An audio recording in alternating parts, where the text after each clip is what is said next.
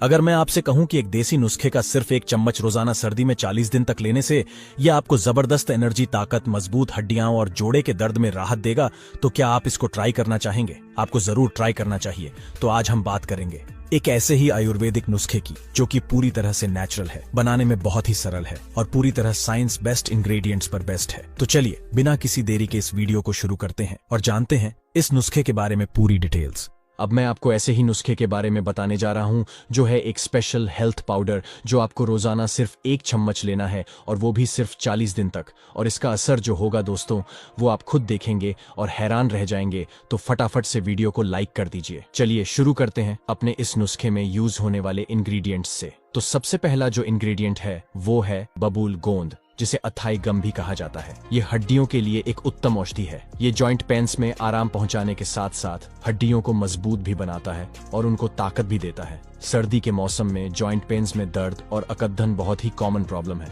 और बबूल गोंद वहाँ एक बहुत ही बढ़िया असर दिखाता है। दूसरा है दोस्तों मखाना, जो होता है ये एनर्जी का एक बेहतरीन सोर्स है। इसमें कैल्शियम होता है जो कि हड्डियों को मजबूती देता है। ये डाइजेशन को भी इम्प्रूव करता है क्योंकि इसमें फाइबर काफी ज्यादा होता है और ब्लड शुगर लेवल को भी स्टेबलाइज रखता है। तीसरी चीज है कुछ प्रकार के बादाम, काजू और अखरोट। ये तीन मेवे मस्तिष्क के स्वास्थ्य, याददाश्त और एकाग्रता को बढ़ाते हैं और इनमें ओमेगा 3 फैटी एसिड भी होता है जो त्वचा को पोषण देने के साथ साथ जोड़े के लिए भी अच्छे होते हैं। ये अंदर चिकनाई भी पैदा करते हैं और सूजन को भी कम करते हैं। और बादाम हड्डियों के लिए विशेष रूप से फायदेमंद होते हैं, जैसा कि आप सभी जानते हैं। ये सभी मेवे तासीर में गर्म होते हैं, जिसके कारण सर्दी के मौसम में इन्हें खाने से शरीर के अंदर हानिकारक प्रभाव नहीं पड़ते हैं। इन नट्स के अलावा शामिल हैं गाय का देसी घी। देसी घी जो होता है या आयुर्वेद में एक अमृत माना जाता है, जो कि जॉइंट्स में लुब्रिकेशन पैदा करता है ताकि सर्दी के मौसम में वीकनेस ना आए। इसके अलावा ये डाइजेशन और मेंटल हेल्थ को भी सुधारने में मदद करता है।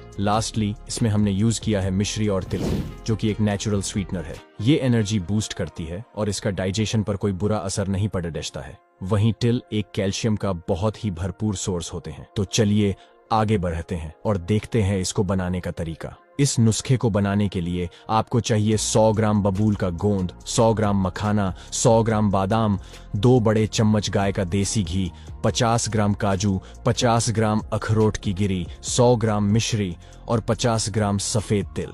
तो सबसे पहले हमें एक एक करके इन सभी चीजों को ड्राइव इंग्रेडिएंट्स को रोस्ट करना है। एक पैन में 1 बड़ा चम्मच देसी घी आप गर्म कीजिए और इसमें बबूल का गोंद डाल के उसे भूनिए, तब तक भूनिए जब तक कि वो फूल ना जाए। इसे निकाल के फिर आप ठंडा कर लीजिए। ठंडा होने के बाद इसे बारीक पाउडर में आपको पीस लेना है। पीसने के लिए आप मिक्सर में डाल के इसको आराम से पीस सकते हैं। एक चीज का ध्यान रखिएगा कि जब आप बबूल के गोंद को भूनते हैं तो वो जलना नहीं चाहिए। इसके बाद आप लीजिए मखाने को और उसे भी इसी में डाल के थोड़ा सा घी डाल के आप कुरकुरा होने तक भून लीजिए और उसके बाद ठंडा करके उसे भी पीस लीजिए। इसी तरह से नट्स को भी आप हल्का सा भूनें और इनको भी आप बाद में पीस के रख लें। इसके बाद बारी आती है तिल की। तो तिल को आप हल्का सुनहरा होने तक भूनें और ठंडा होने के बाद इनको भी इसी तरह से आप पीस के रख लीजिए। और लास्टली आपको मिश्री को लेना है और इसको भी बारीक बारीक पीस लेना है। तो अब इस पिसी हुई मिश्री को आपको जो पहले से तैयार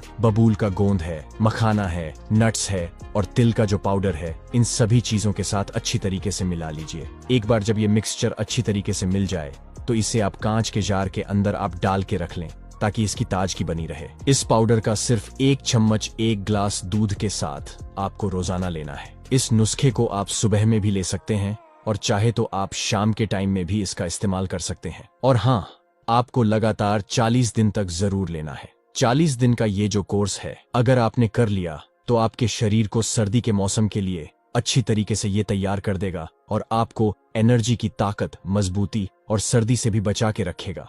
अब आइए बात करते हैं कुछ सावधानियों की। वो सबसे पहले तो अगर आपको इनमें से किसी भी इंग्रेडिएंट से एलर्जी है तो कृपया करके इस नुस्खे को आप इस्तेमाल ना करें, खास करके नट्स से। एलर्जी बहुत ही कॉमन है, तो अगर आपको किसी भी प्रकार की कोई शंका है, कोई एलर्जी है, कंफ्यूजन है, तो पहले 1 चम्मच आजमाएं और उसके बाद इसको खा सकते हैं।